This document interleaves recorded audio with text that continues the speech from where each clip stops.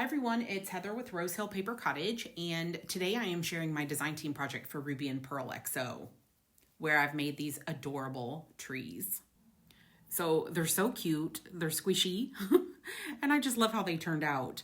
You can use, I'm just like showing some ideas, but you can use all kinds of different papers, whether you stay with the Christmas stuff, or these are from the wallpaper kits. So that first one was number 17 and the other one was number 21.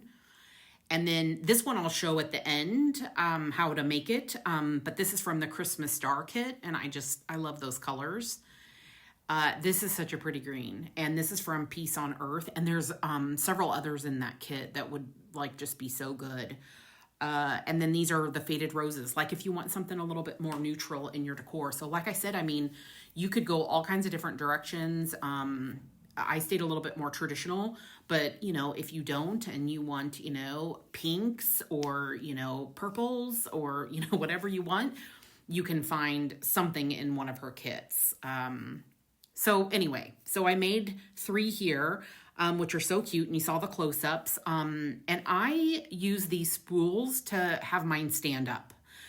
So these are new spools and they're stained this dark color, and I really like them. So I just got those off of Amazon. But if you've got old ones, and I have some that I brought, you know, that were my grandmother's, I didn't use them. I don't know why I didn't use them. I think some are not punched with the hole on the top or whatever. I don't know. I guess I'm just a little bit hesitant to like use it, but I'll use one of these at the end when I show you. But I just brought them over, and you can use these. There's all kinds of, like, when you thrift or go to like antique stores and stuff, you can get these types of things. I've seen them a lot in the US. I don't know if you live in the UK if they're easy to find, but I would imagine that maybe they are. So, but I don't have experience with that. So anyway, for the stems or the tree trunk, I used sticks from the yard. I also have a skewer there, and then what I'm holding right there is just from like dried flowers, like roses or something from, you know, a bunch that I had in the past. And, you know, you can just really use whatever kind of stick. You can also use like cinnamon sticks and create like little ornaments out of these instead. And then some batting, and I just, you know, had a pillow that I used, and then just some assorted like trims. These are just like some different ideas of what you could do to create these. This ribbon here, I actually cut the star shape out for the top of the tree there. So, you know, there's a lot of different, like, you know, fun trims, I think, at this time of year. And then if you want to give something like a snowy look or whatever, you could do the snowflakes over the top. Especially if you did like the neutrals, some of her like French documents, and probably some other kits that are kind of muted, then you could put those snowflakes over the top, and then it would have like a snowy feel. And then fabric. So the part that's actually stuffed is in between 2 layers of fabric, and I just like glued the paper tree to the top of it. What's kind of neat about doing something else on the back is that, you know, if you want to like swap them around, you know, or turn them a different direction, or if they're going to be seen from both sides, depending on where they're at, it's kind of nice to like see it from that angle as well. And then you could totally, you know, do it in reverse of having the paper on the front and on the back, and then the fabric in between. The fabric is just easier to like stuff as opposed to paper, but it would work with just paper too if you don't want to do the whole fabric thing. So I basically just made like a triangle shape, nothing fancy. I didn't have a pattern or anything. I just used a ruler, kind of decided how wide I wanted the base to be, and then just went up to a point. They're not perfect.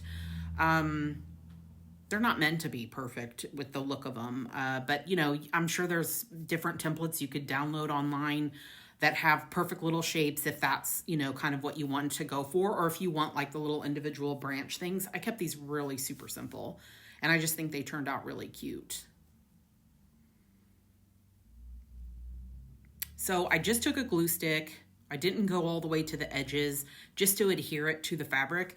I just feel like that made it a lot easier to like just stitch it. You know, nothing moved. You didn't have to really worry about that. So I just, you know, thought adding the glue stick was just easy to do, and it kind of incorporated it into the fabric as opposed to it just being like paper on its own.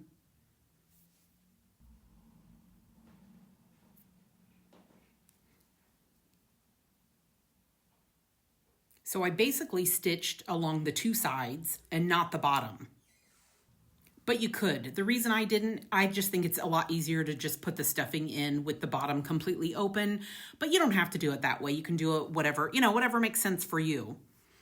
You could also glue the stick in place or glue a little bit further at the bottom, just to make sure everything stays in place. But again, I just like to be able to, repurpose, reutilize it later if, my decor changes or I want to do something different, or, maybe I want to enclose it in Happy Mail because this would be absolutely adorable to put in a Happy Mail.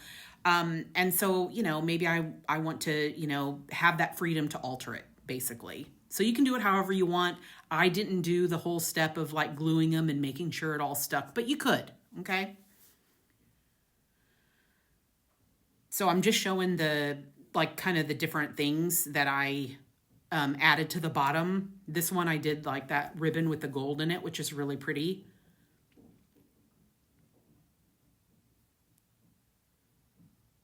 I'm not sure where I'm at now.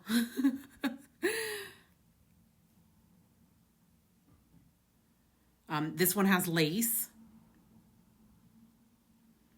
And then this one I did ribbon. And I love that there's the little floral at the bottom. But if you use a spool that has thread on it, that's cute too. And you can tie something around it, which I'll show at the end. But there's lots of options for finishing it off. You can make it how cute you want to. You could also nest stuff at the top of that, like a moss or something like that, the top of the spool. That would be cute too.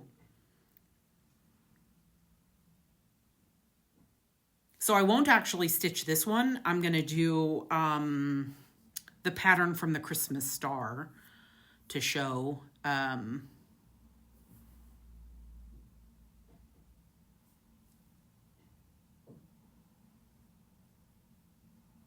I'm just showing it without the spool because you could make little ornaments and stuff, with these.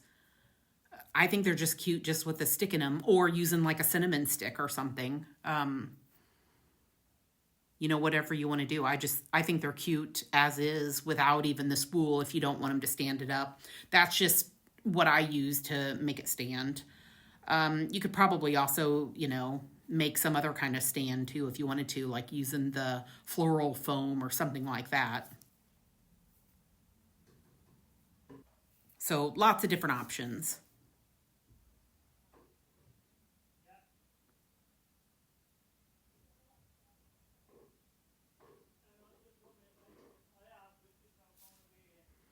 So here is the one that I'm going to show you. So I took that pattern from the Christmas star. I've got my 2 layers of fabric and I just stitched around it. And you'll see how, I freehanded the stitching. So I'm going to cut around it and then I'll remove the top portion of that paper. And you'll see I kind of go a little bit too close there as I do it. But it works out fine in the end for what I'm looking for. But I'll end up tearing it a little bit too close. But you'll see, I don't think there's a whole lot of mistakes that can be made, really. It was hard to do this with the camera in my face. But you'll see, it'll work out because I'm oh, I kind of did that close. But you know what? It's not going to matter once I do it all. If you hear noise in the background, sorry about that. They're doing a little bit of work on the chimney, and so this is what we've got to work with today. So that noise back in the background, that's what that is.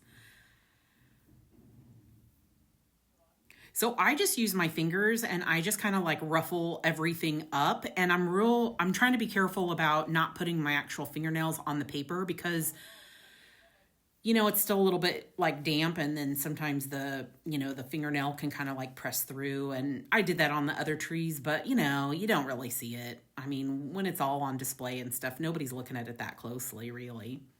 So I just fray the edges and just kind of rough it all up, and it's going to look really cute. You'll see. Shabby, if you love shabby.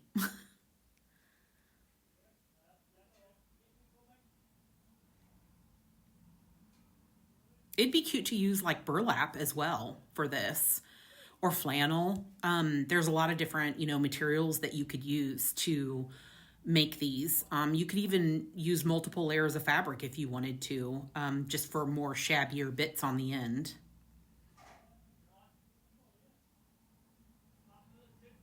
So I've done that part, and then I'm just going to take the stuffing and add it in. And I just used the end of a paintbrush to make that work. It was easy to do, so I'm just showing how you go in between the fabric.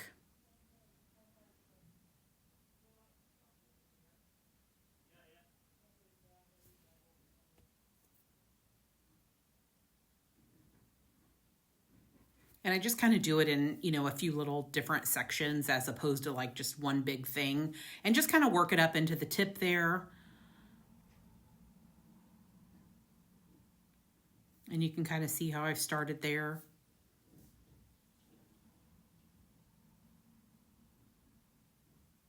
And then I'll add the rest of it. And I can't remember if I add like even a little bit more, but you can make it as fluffy as you want to. And then I'll go and I'll stitch it along the bottom edge there, almost all the way, which I'll show you. So here it is stitched, and you'll see how I've got that little bit of the opening there where I didn't stitch it completely across to allow for the stick to go in.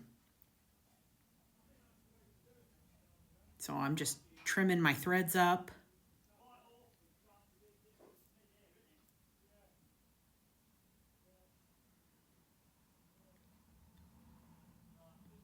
So really simple, really super cute, super simple. You can do any, patterns. I just think, I don't know. I don't think you can honestly mess this up at all. I think it's, perfect. So I'm just showing like using a stick here, and just depending on the opening for your spool, the hole there will kind of depend on, what part of the stick that you might use. And I'm trying to remember, I don't know which stick I actually end up using. But I think I might go with like the spool that has the gold thread on it. Because that's a little bit tall, so I'd have to like remove a little bit more of that. I think I might go with this stick here, and then I'll just trim it up a little bit. Little snippers are great for this kind of thing. So I'm just cleaning up that twig a bit.